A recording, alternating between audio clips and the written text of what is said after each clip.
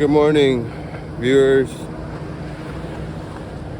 I'm sorry about the noise and traffic. I'll try to speak up a little bit. I'm on the service road, so it's just houses to my right, main road to my left.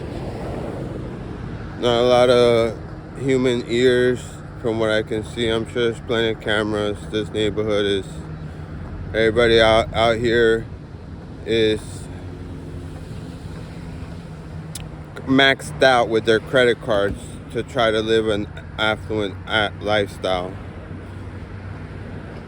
Per my guess, and it's not an educated guess, I'd say maybe 20% aren't really maxed out. They're actually affluent, but the rest are just trying to,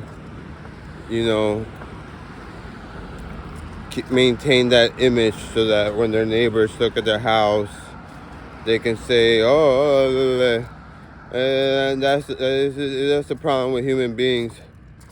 Once you have a little something, little money, little power, you just want more."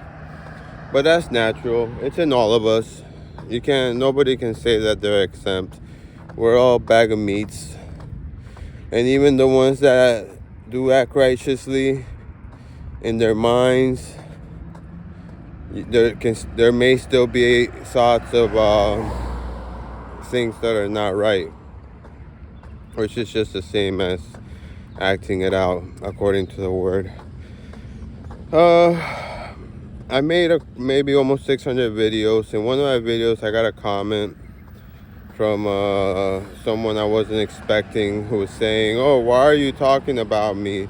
I guess if this is what goes viral." And I had mentioned that I'm not going to discuss any more about that because I don't want to start any more about that. But what I am going to mention is I know a person who is very, let's just say, when she expresses her anger, she wants it to be known to everybody around her that she's angry. And I think her goal is to also make others feel uncomfortable. And doesn't really know how to, how they say, actions speak louder than words, right? So you tell a child, "Honey, what do you say when you ask someone for something? Please." What do you say to somebody when they do something for you? "Thank you." But then when you go to that child and you ask them for something, instead of doing what you had suggested them and try to teach them to do, instead you say, "Oh, stop doing that," or "Don't do that," like, WTF? What the fuck was the point of trying to educate your child on being kind and using words of kindness to try to communicate with people in a way that you're showing them respect, when then you in turn gonna go to that person and then just kind of like order them around? That person's obviously gonna get angry because they're being disrespected. But it did come to my conclusion that it's just the same thing that I mentioned in the previous video from a while ago. It's about children growing up without their parents. Daddy issues. Now, one case was different than the other, but I try to think long and hard, and that's the only thing I could think of. And then sometimes there's different kinds of daddy issues. There's daddy issues where daddies are absent. There's daddy issues where daddy are absent, but then are present once in a while. And to try to make up, they allow their children to splurge with just a vast amount of money. But that is terrible.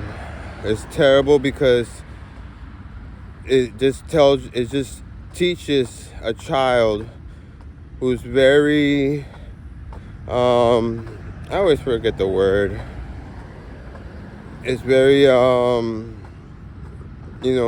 they learn like a sponge. They're very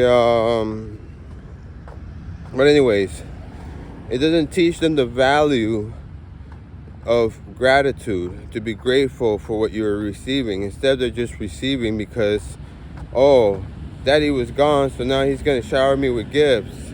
And this is where I'm going to put my heart in.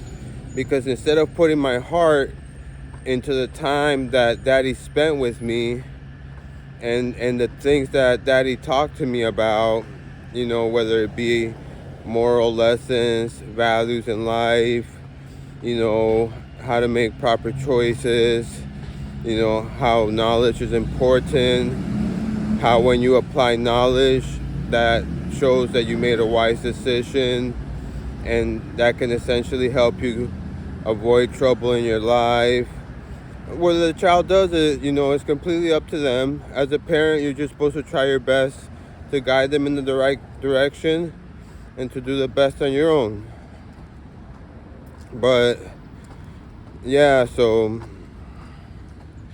I felt sad because the first video I made essentially came true, because one moment an individual saying, oh, everything's great, you shouldn't be talking about me because my life is, I could not ask for anything else, right? And then the next moment, they're making a drastic life decision which will totally change the outcome of their lives. People who are emotionally stable and who have goals for themselves don't usually just make changes one day to the next. But it's kind of hard to be emotionally stable when, when you were growing up, nobody taught you how to maybe express your emotions, or sit down with you when you were sad, or sit down with you when you were happy, because, it takes a mother and a father. That's why a buddy of mine who's always complaining about mom, I tell him, like, look, man, stick it through, man. Children need both a mom and a dad. Anyways, let's go to our car-centric United States of America. I just walked into the plaza. 1, 2, 5, 6. I'm walking to the parking lot. 9, 10, 13, 14. Look at all these empty parking spots. I forgot, I thought I saw a video that said that for every car in the United States, there's 3.3 parking lots. So look at all that asphalt. That asphalt generates heat. And it's also, the infrastructure is not pedestrian friendly. So in other words, we are enslaved to buy these boxes of metal that if we buy it new, as soon as we drive it off the lot, it depreciates by about 40%, give or take. So it is not an investment, something that depreciates in value. You spend thousands, if not tens of thousands, to acquiring, the normal person. Some people might spend hundreds of thousands or millions. And then on top of that, you have to keep filling up with gasoline. You gotta keep maintaining the vehicle, which includes oil change, changing filters, brake fluid. If the brakes go bad, you gotta replace the brakes. If other parts of the vehicle go bad, you gotta replace them, whether it be the starter, carburetor, things like that. A car is a very complex machine. The air conditioner, power windows, and then also, you also have to, what was the last thing that I said about cars that you have to do? The gas, that you have to insure it. So in other words, it's called in case shit. It's illegal to drive without insurance. Even if you have a perfect record, yeah, you might pay a lesser premium, but if you don't have, and also not only that, but driving in these states where I live, in the state of Florida, it's a privilege and not a right. So you tell me, someone who suffers from poverty, and when I mean poverty, I sleep on the couch when I have a chance, and trust me, it's a lot better than sleeping outside. Way better, even though your back hurts at the end.